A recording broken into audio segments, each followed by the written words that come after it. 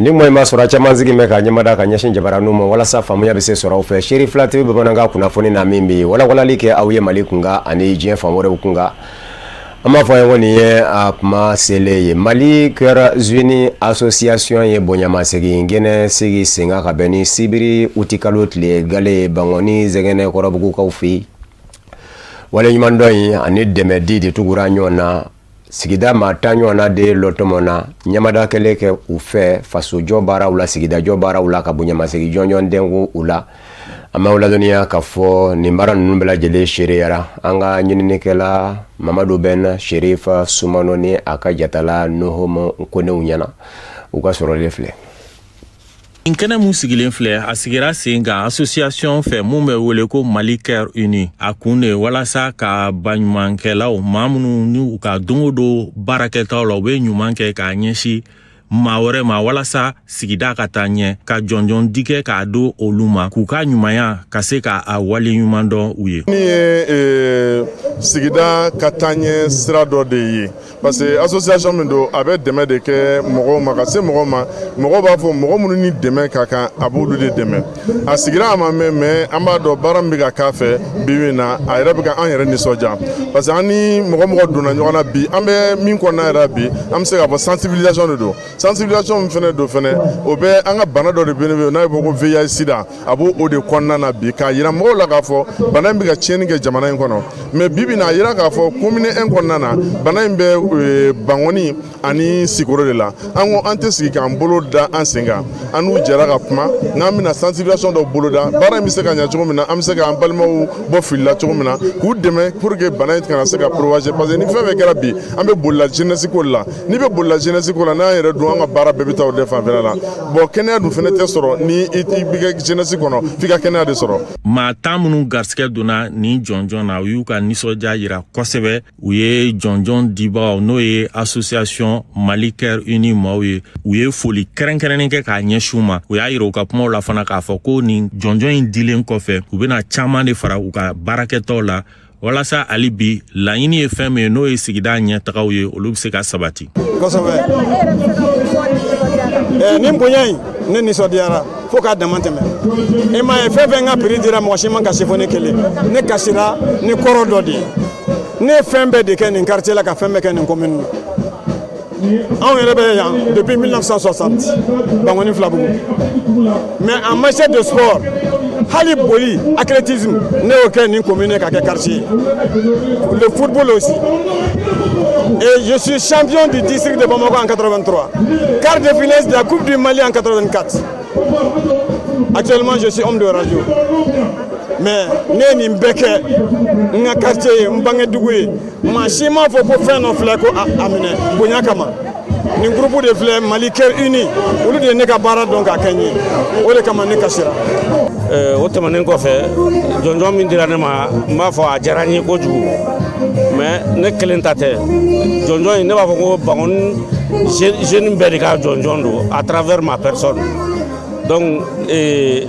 ne kelentate bangon dimsen be ta do ko ngunte sansoro jur ko ne fenfe ke sigida la ya mo do de inde me ka ke donc ne kelentate ni abuna da bela jelenka be de ka trophée do ne kelentate a jarani ko jugu am Mali Cœurs Unis fo ko ni initiative ina parce que abe courage do mo woro la u fone ka ñu honke parce que on tay wa fo kuma kono na on dronte barakela e bangon kono me mo woro be me abet sikata mais en munutara on fone vraiment ame do do ya rabbi amala kan kenen ñogon ceya mo chama fone munu ya ke aka do fone abe courage do mo woro la ka barake alhamdulillah si jam mele la terenga ne mbayira ne be bengo fo yorola fode ni mbara munke alhamdulillah aka chala bangon ngom na wuli ka kube ko ga bi anga jiala antina de sala ne be kile ko fo ne be bengo fo ni jonjon dirima o bayira ibe baramina halsa chesri mbila ikana si ngode ibe do de faroka ya se bisa jonjon wara soro tuguni ikana si ngoble kuma ga mon membulo ke go de ke ka do ke Shirifla TV fanaye amunum fana be wuli ka jole yoron tike ame do ke alaka barka do barawla an fana an karamo Sheikh Sharif Usman Madan Haidara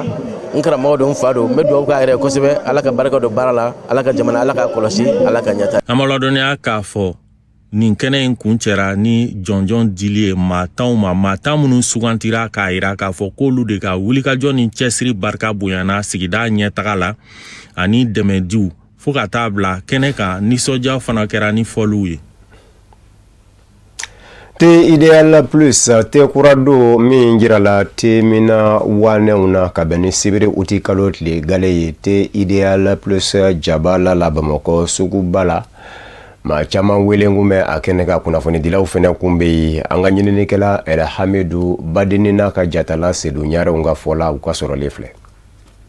Ni an ka te carton kelen ta n'o filɛ ni ye carton kelen ta fɛn kelen kurasi den 20 de b'a kɔnɔ ni ye kurasi 20 kelen-kelenna ta i bɛ taa sɔrɔ te cartouche kelen de kurasi den 20 kelen-kelenna ta i b'a sɔrɔ te carton fitini o den 10 de bɛ kurasi ninnu kɔnɔna la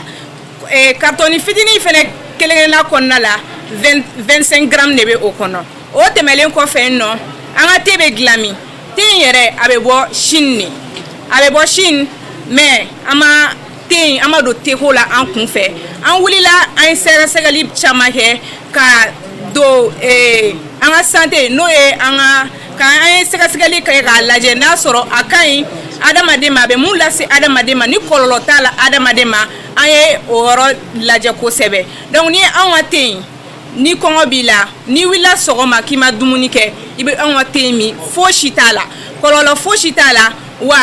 den yɛrɛ mini fɛnɛ a bɛ mun wɛrɛ lase dɔw bɛ n'u ye dumuni kɛ dumuni tɛ yɛlɛma kosɛbɛ n'i ye an ka te min a b'i dɛmɛ k'o fɛnɛ yɛlɛma ja i la kosɛbɛ o tɛmɛlen kɔfɛ nɔ Ideal Plus ma a daminɛ te la an dɔlen no ni électroménager komi aw yɛrɛ ɲɛ bɛ yɔrɔ kɔnɔna la cogo min na frigow bɛ yen nɔ ventilateur bɛ yen nɔ humidificateur bɛ yen Ideal Plus y'a daminɛ ni o de kosɛbɛ an bɔra o la an nana ye ko o jara maliyɛnw ye Mali yɛrɛ la mɔgɔw bɛ mun de kɔsɔmi kosɛbɛ mun ka di maliyɛnw ye tuguni ka fara o kan donc an y'a lajɛ an hakili nana te la an nacogo filɛ nin ye ni Ideal Plus te ka na di maliyɛnw ma donc o fana tɛmɛlen kɔfɛ Ideal Plus société Yarafone o de nana ni Ideal Plus ye awɔ société Yarafone de bɛ la marque Ideal Plus ale de bɛ o présenter yan nɔ ni an ka lancement tɛmɛlen kɔfɛ a bɛ fɔ aw ɲɛna ko an ka te min sɔrɔ Mali fantan 4 bɛɛ la n'Ala sɔnna ma an ye an cɛsiri o la kosɛbɛ ni lancement tɛmɛla an ka te tɛ dan Bamakɔ dɔrɔn ma. N bɛ jama bɛɛ fo jama minnu bɔra ka na n ka lancement na vraiment u sara tɛ n bolo quoi n bɛ bɛɛ fo o tɛmɛnen kɔfɛ te kɔni nana n'a ye n nana ye maliyɛn den bɛɛ de ye quoi n bɛ min ɲini maliyɛnw fɛ dɔrɔn o ka kɛ ɲɛ ni tulo ni da ye ka kuma pour que ka n ka marque ka a kuma kɛ quoi parce que n nana ni te kɔni ye ni komi n tun bɛ électronique kɛ Ideal Plus tɔgɔ la voilà o kɔni problème t'a la maliyɛnw bɛɛ b'o kalama ka ban quoi c'est la première fois an bɛ na ni te bon n ye jama wele ka na pour que ka na lancement kɛ voilà pour que u ka dɔn fana ka te qualité min don quoi parce que te nakun ye ka maliyɛnw satisfait quoi te ko la parce que qualité fɛn fɛn bɛ ɲini te la a ka ca Ala fɛ a bɛ sɔrɔ ne ka te na Ideal Plus na quoi inchallah mais frère nu fana fo minnu dɛmɛ baara in na n'Ala sɔnna te ne kelen tɛ quoi ne ni frère nu bɛ don ale bɛna jɛ ka baara fana kɛ ni Ala sɔnna inchallah mais n bɛ min ɲini maliyɛnw fɛ dɔrɔn hakɛto bɛ kuma la vraiment maliyɛnw ka dɛmɛ te lancement na ni Ala sɔnna. Ambawunda Côte d'Ivoire jamana kan ka bɛn ni sibiri uti kalo tile gale ye Mali silamatɔn ka fara ɲɔgɔn kan jɛkulubaw Conseil islamique du Mali maɲɛma Mali silama diinɛ ɲɛmɔgɔw ka fara ɲɔgɔn kan jɛkuluba groupement des leaders spirituels musulmans du Mali maɲɛma silamaya dɛmɛtɔ Ansaru ɲɛjɔyɔrɔ Seyada Cherif Ousmane Madane Haidara bɔra Côte d'Ivoire faba Abidjan da fɛ ni k'i kunda duguba filanan Bouaké ka furanjɛrɔ a jɔla yɔrɔ minnu na olu bɛ ɲɛfɔ an ye an ka taamadenw fɛ a nɔfɛ ni o ye Amadou Diallo ni Buya Kulubali an ka ɲɛmada Bouaké taama bi don fɛn min da fɛ wajuli belebele de kɛ mɛn ka Mali silamatɔnw ka fara ɲɔgɔn kan jɛkulubaw Conseil islamique du Mali maɲɛma Mali silama diinɛ ɲɛmɔgɔw ka fara ɲɔgɔn kan jɛkuluba groupement des leaders spirituels musulmans du Mali maɲɛma silamaya dɛmɛtɔ Ansaru ɲɛjɔyɔrɔ Seyada Cherif Ousmane Madane Haidara makɔnɔ a kan ka min ɲɛnamaya ka bɔ Abidjan k'i kunda Bouaké ka Cote d'Ivoire duguba filana o mata joli kungurunin wo furanjero ka sabu ke bani kanubaw ye. Jɔyɔrɔ fɔlɔ kɛra Ziyanuwa ye. Bani anata manɲɔgɔnw dɛmɛndɔ sirada la kanubaw bɔra k'u ka nisɔndiya jira fɔlɔmaw ni labanamaw kuntigi Mohamedul Mustafa nɛɛma ni kisi bɛ a ye mɔden la.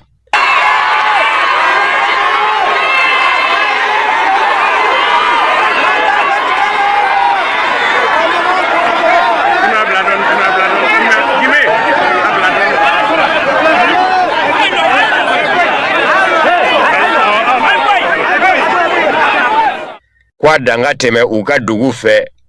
k'a ka dugawu ɲini u nisɔndiyalen fari foninen ni nka an bɛ da a ye. Bani kɛlen kɔfɛ ka dugawu kɛ Ziyanuwakaw ye a n'a taamaɲɔgɔnw u jɔyɔrɔ filanan kɛra Tabo ye. Tabo fana nisɔndiya ni farifoni tun bɛ fa bɛɛ lajɛlen la silamɛya dɛmɛtɔ Ansaruw n'u kanubaw bɔlen k'a ye k'a fɔ Bani tɛmɛntɔ don u ka dugu fɛ u y'u ka nisɔndiya jira sirifikɛ la ka dugawu ɲini a fɛ ni nka an bɛ da a ye a ɲuman bɛ se don Buwake cogo min.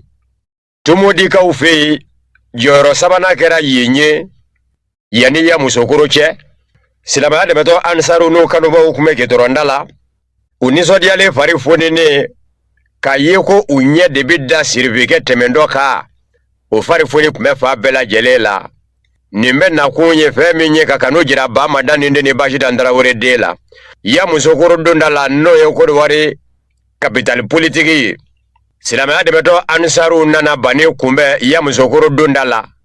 Kanubaw bɔ bɛ fa bɛɛ lajɛlen la.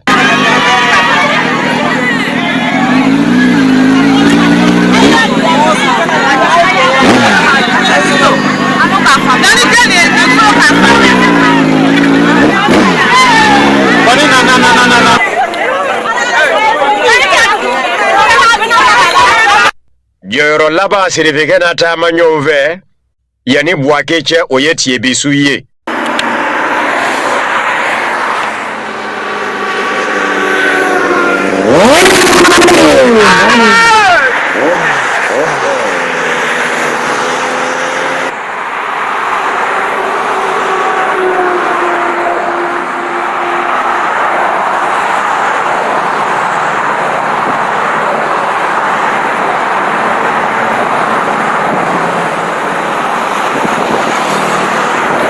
Tiebisu silamɛya dɛmɛtɔ Ansaruw n'u kanubaw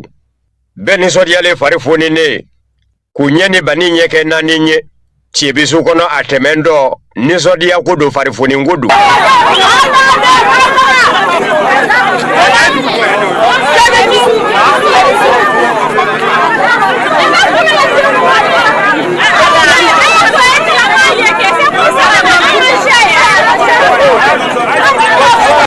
U ko sirifikɛ ma ko a ko a ba Bani ye sira ta k'i kunda Buwake kan. Nɛgɛ ɲɛ 16 sanga 30 kumaw fɔlɔmaw ni labanamaw kuntigi Mohamedul Mustafa nɛɛma ni kisi bɛ a ye mɔden donna Buwake. Silamɛya dɛmɛtɔ Ansaruw a ma ɲɛmaw ni a tɔndenw ni kanubaw bɛɛ bɔn bɛ ka na ka Bani sɛnsɛn ka se ni a ye ndolati kɛnɛ na n'o ye stade Kamoni Korode Jamuru ye.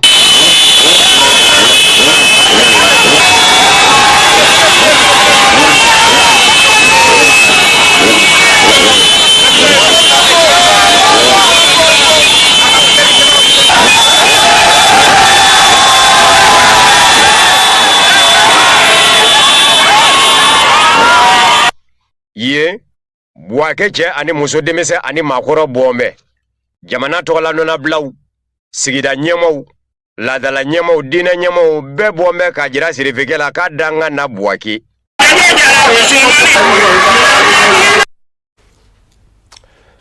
Buwake kɔnɔ silamɛya dɛmɛtɔ Fédération Ansardine International Fadi bolo fara ADN Côte d'Ivoire ni a kanubaw cɛ ani muso denmisɛn ani maakɔrɔ bɔra ka Bani sɛnsɛn Buwake dunda la fɔ bisimilali kɛnɛ an ka jɛ k'a ɲɛmadaw fɛnɛ fɛ. Buwake kɔnɔ Mali silamatɔnw ka fara ɲɔgɔn kan jɛkulubaw Conseil islamique du Mali maɲɛma Mali silama diinɛ ɲɛmɔgɔw ka fara ɲɔgɔn kan jɛkuluba groupement des leaders spirituels musulmans du Mali maɲɛma silamɛya dɛmɛtɔ Ansaruw ɲɛjɔyɔrɔ a Seyada Sherif Usman Madani Haidara n'a taama ɲɔgɔnw u bisimilalen Buwakekaw y'u sɛnsɛn ni u ye. yani bisimila kene bache jamburu kina stada kamono korondolati kene baka Bouaké dondala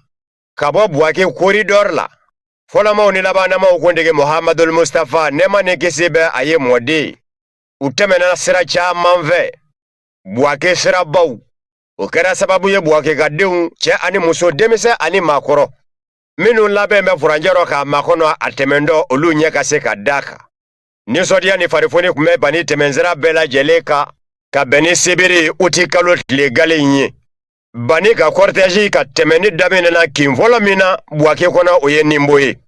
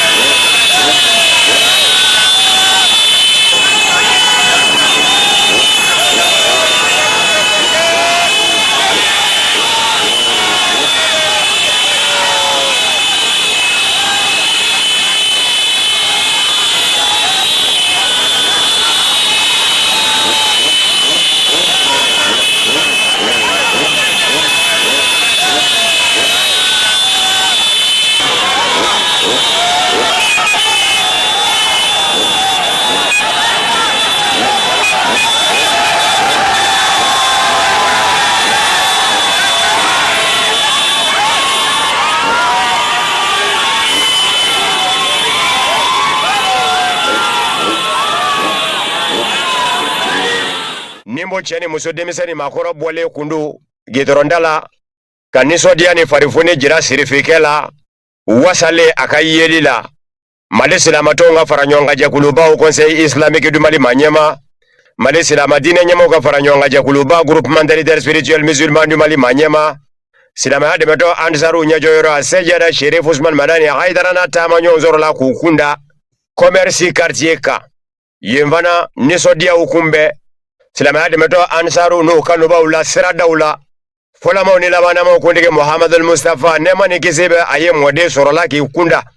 Bouaké rond-point ba kan ni ka tɛmɛ ni duguba quartier ye Mali silamatɔw ka fara ɲɔgɔn kan jɛkulubaw Conseil islamique du Mali maɲɛma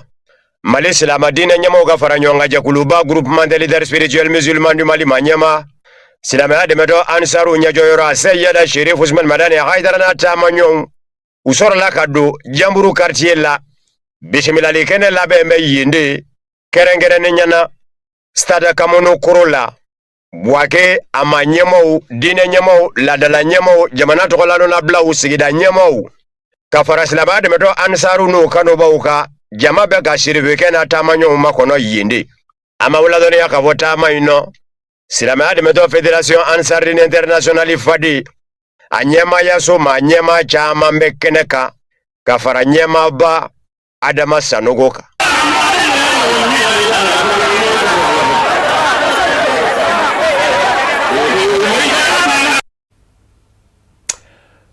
an bɛ to bisimilali kɛnɛ kɔnɔ ka dantigɛlikaw lamɛn ka sanga ni Mali silamaya ɲɛmaba a Seyada Sherif Usman Madani Haidara ka Bouaké n'a ye an ka ɲɛmada wa nisɔndiya min bɛ an na tiɲɛ yɛrɛ la ni Zamzami Yosele Bouaké bonya ni karama taara k'a kunbɛn Bouaké cɛ ni muso denmisɛn ani maakɔrɔ jamana tɔgɔladonnabila sigida ɲɛma diinɛ ɲɛma ladala ɲɛma bɛɛ y'a jira k'a fɔ nisɔndiya bɛ ni bani doni Zamzami Yosele Bouaké bonya ni karama taara k'a kunbɛn Bouaké cɛ ni muso denmisɛn ani maakɔrɔ jamana tɔgɔladonnabila sigida ɲɛma diinɛ ɲɛma ladala ɲɛma bɛɛ y'a jira k'a fɔ nisɔndiya bɛ ni bani doni ye Bouaké minnu ye ɲɔgɔn falen kuma na a bɛɛ lajɛlen y'a jira Bamada Ninde ni Basidan Tarawele den la a Seyada Sherif Usman Madani Haidara k'a danga na Bouaké Ustaza Sanogo Ba Mamadou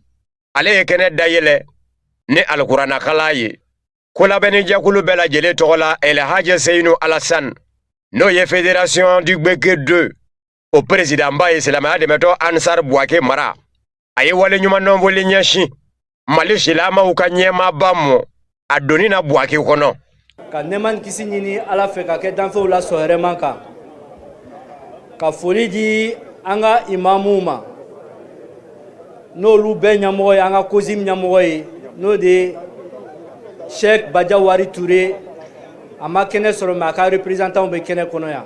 k'ale fo Bouaké imamu Bouaké karamɔgɔ bɛɛ lajɛlen tɔgɔ la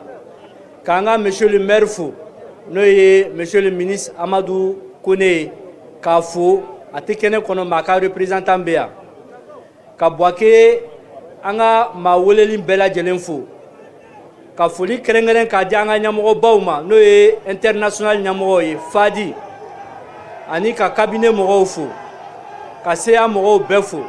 k'an ka national fana fo n'o ye président El Hadji Adama Sako ye a n'a ka bureau bɛɛ lajɛlen o kɔfɛ k'an ka invité bɛɛ lajɛlen fo ka foli segin ka na di ko tigi ma ni ko ɲɛmɔgɔ n'o de an karamɔgɔba Seyd Cherif Ousmane Madane Haïdara le président du Haut Conseil islamique du Mali ani le guide religieux des Ansar le président du leader spirituel du Mali an bɛ an karamɔgɔ fo musolakaw tɔgɔ la o babu sendigi ye kuma ta ka jara sirifikɛ la k'a danga na Bouaké silamɛya dɛmɛtɔ Ansaru n'u kanubaw a musolakaw bɛɛ lajɛlen tɔgɔ la ka laban ka sarati ka kurakuraya sirifikɛ ye k'a fɔ a ye Ala lasɔrɔ sira min jira u la u bɛ sa sira in kan ni ka silamɛya diinɛ lapasa an fa a n'an ɲa jɔyɔrɔ n'a doli an fɛ yan bi Bouaké an sawala an nisɔndiyara an b'a fɔ n k'a danse ani tagama a nani jala an ye Bouaké kɔnɔ yan ale min kɛra sababu ye k'an muso bɔ degi kɔnɔ k'an bila lafiya kɔnɔ an b'a fɔ k'a danse k'a ni tagama Bouaké dugukolo k'a don ne y'a bi a jala an ye fo ka tɛmɛ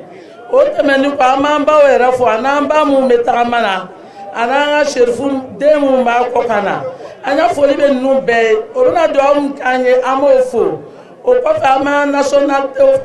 national fo k'an y'an ɲɛmɔgɔba bɛɛ lajɛlen fo ni kɛnɛ nin kan yan an b'a ɲini a fɛ a ye dugawu k'an ye bi jamana nin kɔnɔ an y'a denw y'a ko la kɛrɛnkɛrɛnnenya la denw bɛ k'an kɔnɔna gan a ye dugawu k'an ye denmisɛnninw ka dɔrɔgi ko la a ye dugawu k'an ye o y'a min fɛnjugu ko la a y'o dugawu k'an ye yɛrɛ de o tɛmɛni kɔfɛ nabaga bɛɛ lajɛlen ani cɛ tare Côte d'Ivoire silama diinɛba n'o ye COSIM ye o nɔnabila min bɛ Bouaké Imam Baro Siaka a fana ye foli lase Bouaké silama bɛɛ lajɛlen tɔgɔ la sirifikɛ n'a taamaɲɔgɔnw ma k'u danga na Bouaké an bɛ yan COSIM tɔgɔ la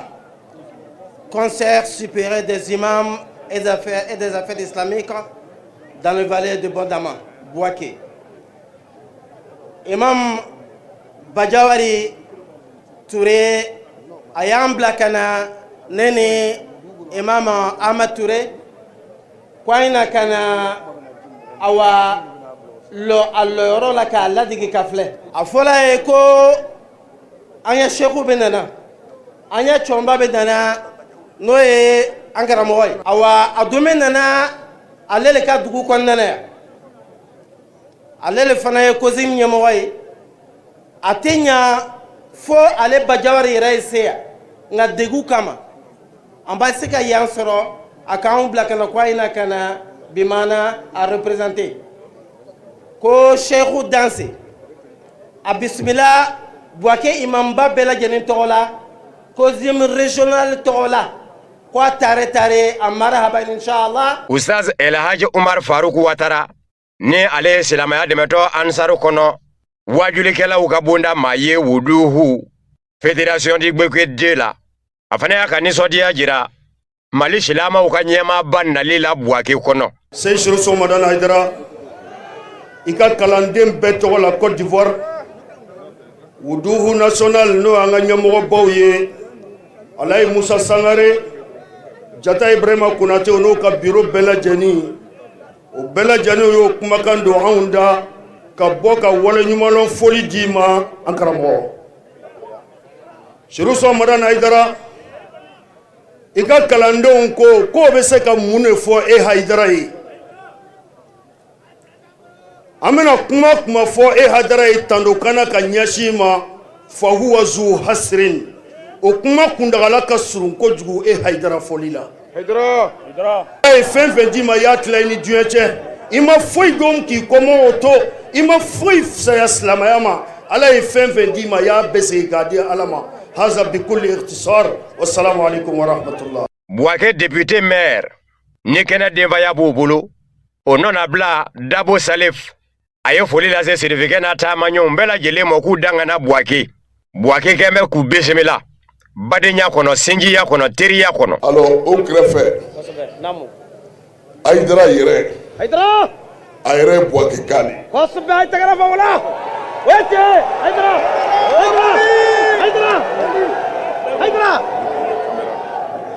Bouaké kan lo kosɛbɛ n'a nana Côte d'Ivoire kɔnɔ tiɲɛ don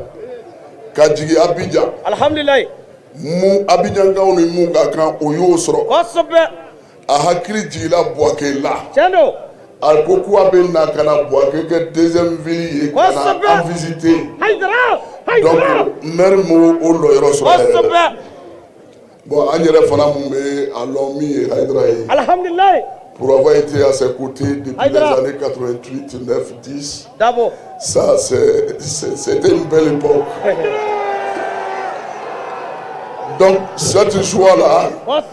o ye hɛrɛ ba le ka se Bouaké ma bi maire bɛ min ɲini Haidara fɛ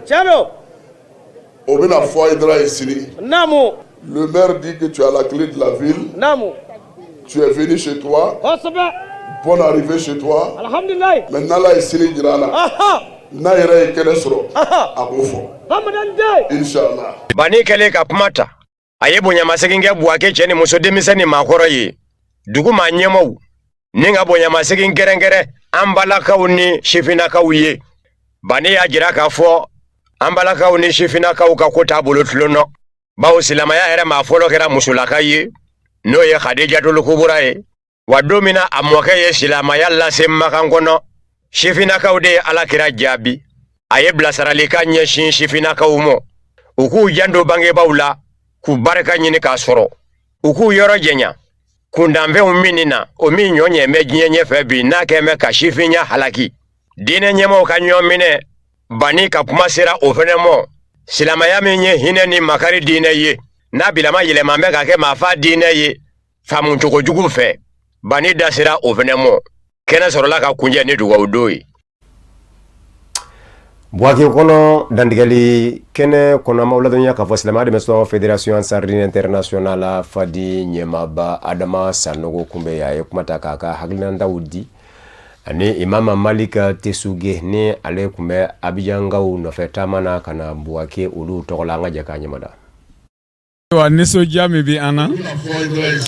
tiɲɛ yɛrɛ la nin bɛ Ala ka Ala y'a yira an na wula na ka kɔn wula na ɲɛ fana ale Ala tɔgɔ a n'a ka diinɛ de bɛ sanfɛ wa Ala ka diinɛ tɛ nagasi Ala ka diinɛ bɛ jiri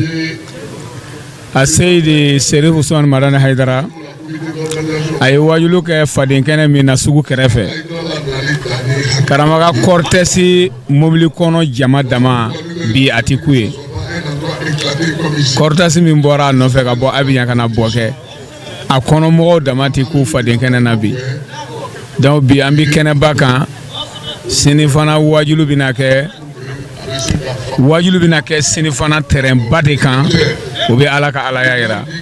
wula na nisɔndiyalen don fo k'a dama tɛmɛ ninnu ka doni dugu la dayɛlɛli de don ka fara dayɛlɛ kɔrɔ kan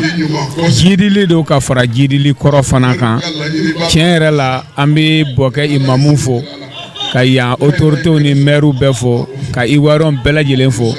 bi an ni nisɔndiya de bɛ ɲɔgɔn na Ala ka to ne kuncɛ hɛrɛ la alhamdulillah ma Ala tanu k'Ala barikada Ala min sɔnna ka ni lon duman yira an na ka dugawu k'an karamɔgɔ ye Seydi Serifo Soumaïla Haidara Boaké karamɔgɔ ka dugu ye a ka dugu le depuis lawal la karamɔgɔ nani a kɛra kuma nana yɛrɛ ka dugu la donc an bɛ foli d'a ma ka barikada ka Boakékaw fo u ka kunbɛnni ko ɲuman na vraiment ne yɛrɛ nisɔndiya ne parce que vraiment Boakékaw y'a yira k'a fɔ ko karamɔgɔ ye nɔ min bila Boaké la hali sini a nɔ taamasiyɛnw bɛ yen a bɛ ka baara kɛ adamadenw farikolo la donc an bɛ karamɔgɔ fo o ŋaniya ɲuman la ka Boaké fo ka tɔndenw fo Boaké fédération 2 olu ka kɛnɛ le nin ye an b'o fo ka u barikada ka tɔndenw bɛɛ fo voilà parce que ni ko a cunna mais u ka taa n'o bolo 2 ye alhamdulilayi ka baara k'a la fo k'an nimisi wasa donc an b'o fo k'o barikada ka nabaga bɛɛ fo ka faamaw fo ka alimamiw fo k'an ka kozim ɲɛmɔgɔw fo bon dugu caman mɔgɔ bɛ kɛnɛ nin ka karamɔgɔ kunbɛnni na an b'o fo k'o barikada ka ɲini ala fɛ kɛnɛ nin ala k'a basigi sini ye wajulu ye ka wajulu tɛmɛ ko ɲɛ ala k'o kɛ ka nafa n'a barika d'a ma ala k'o kɛ ka délégation internationale fo ka délégation nationale fo ka karamɔgɔ yɛrɛ n'a denbaya bɛɛ lajɛlen fo k'o barikada sɔlala rasul. An bɛ to kɛnɛ kɔnɔ ka bani ka dakuruɲɛ 2 lamɛn min ɲɛsinna Boakékaw ma. A ɲɛmɔgɔ bɛɛ ma fanga sira kan. O y'i laminɛ. An ka faama minnu bɛ Boaké yan an ka foli bɛ a bɛɛ ye. O y'i laminɛ Aidara. O kɔfɛ an karamɔgɔw an ka limamu an ka sekow mukadamu khalifaw silamɛ sira o sira Boaké an ka foli bɛ a bɛɛ ye. O y'i laminɛ. An ka foli bɛ Boaké ka bɛɛ ye mana ye diinɛ o diinɛ na. Allahu akbar. An nisɔn ka di. Siga t'a la. Alakira sallallahu alaihi wa sallam. Siga. A ko ale cira ale kira cira ni nin diinɛ saniman ye. Ko mɛ ko cɛkɔrɔba caman banna a la ko a bangena u ɲɛna ko nka ko denmisɛnninw y'a minɛ o de la ne teri ye ninnu 2 ye musow ani denmisɛnninw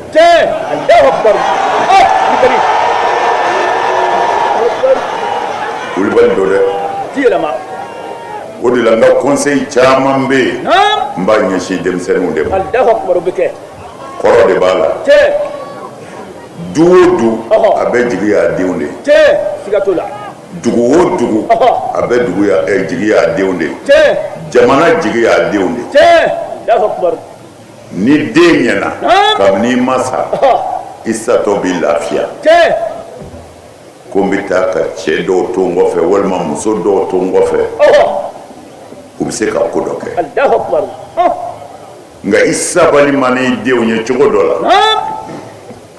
kabini i ma sa i ni dekun don o de la n to ka kuma denmisɛnninw fɛ kuma caman parce que fɛn belebeleba sirilen bɛ min na diɲɛlatigɛ belebeleba sirilen bɛ min na a fɔ ala tɛ yen a fɔ ala tɛ yen mais i bangebaaw kɔlɔsi n'u ko a to a to n'u ko a kɛ a kɛ ni ɲuman don kana siga fiyewu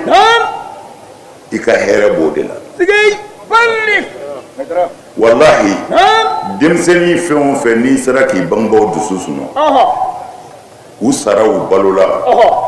n'ala ye si d'i ma fo k'i sa ala t'i sɔn i ka siri mɔgɔ la billahi billahi n bɛ nin fɔ denmisɛnninw ye kuma bɛɛ comme présidenti kumana sisan a ka wele da kɛra denmisɛnninw n ka ko de ale kelen tɛ wallahi an ni mɔgɔ dama min sigira dugawu ɲini na bɛɛ bɛ denw de ta fɔ a ma nɔgɔn dɛ o la ne bɛ wele bila n teri ninnu ma denmisɛnw a y'a janto a yɛrɛ la manamanafɛn ninnu k'i to a kan n'i m'a bila tuma na ni c'est trop tard nana a tɛ foyi ɲɛ bilen hali n'i y'a bila n b'a ɲini n teriw fɛ nin fɛn ninnu ala k'aw dɛmɛ ala k'aw bɔ a la ni min b'a la ala k'o bɔ a la ni min t'a la ala ka n'o don a la fɛn ɲumanw tɛ a man ɲi a man ɲi dɛ maa si tɛ se ka kɛ dugaden k'i to a kan. ayi o tɛ kɛ. mana denmisɛnw a y'a janto bangebaaw la. o ye gɛlɛman fɔlɔ ye. tiɲɛ. ni ala sɔnna. ni si sɔrɔla k'an sigi. an bɛ n'aw dɛmɛ. a kelen bɛ ka minnu ɲɛ gan n'u bɛ fɛ ka bɔ a la n'u ma bɔcogo sɔrɔ a la. an bɛna fɛn dɔ f'u ye. u ka o fara u bolo da la ni ala sɔnna u b'a bila. ni ala sɔnna. o la nin kɛnɛ in kan an tɛna kuma janya. mais vraiment n bɛ denmisɛnw fo n bɛ segin k'u fo. kabini kilomɛtiri joli. u bɛɛ bɔlen don. u bɛ kule. hayidara hayidara. kabako don. garibu jala. nasi t'a bolo sɛbɛn t'a bolo. ayi o t'a bolo. ko ala ko tan. n'i yɛrɛ ye denmisɛnninw ye i bɛ kasi i kun bɛ kasi. siga t'o la. tellement que u ye sɛgɛn min kɛ an donni na yan. mais pourquoi mun nɔfɛ. ala. o de la n y'a fɔ an karamɔgɔw ye. an bɛ yɔrɔ min na sisan. e ye sunamɔgɔ ye. e ye wahabiya ye. nin ye tarabiya ye. nin ye sufi ye. an tɛmɛna nin bɛɛ kan. non. on a dépassé. an tɛ bilen. an bɛ yɔrɔ min na bi. karamɔgɔ min bɛ siran ala ɲɛ n'i dalen b'a la ko kaburu b'i ɲɛfɛ. an ka kan bi ka silamɛya yɛrɛ de défend. o de fana bɛ dansigi bamanankan kunnafoni na min farala ɲɔgɔn kan ka lase aw ma kunnafoni diso ɲuman so fɛ ka bɛn ni kuma ɲi k'aw fo ka wale ɲuman na Mali kɔnɔ ani Mali kɔ k'a kan bɛɛ diɲɛ kuma wɛrɛ na la ka diɲɛ.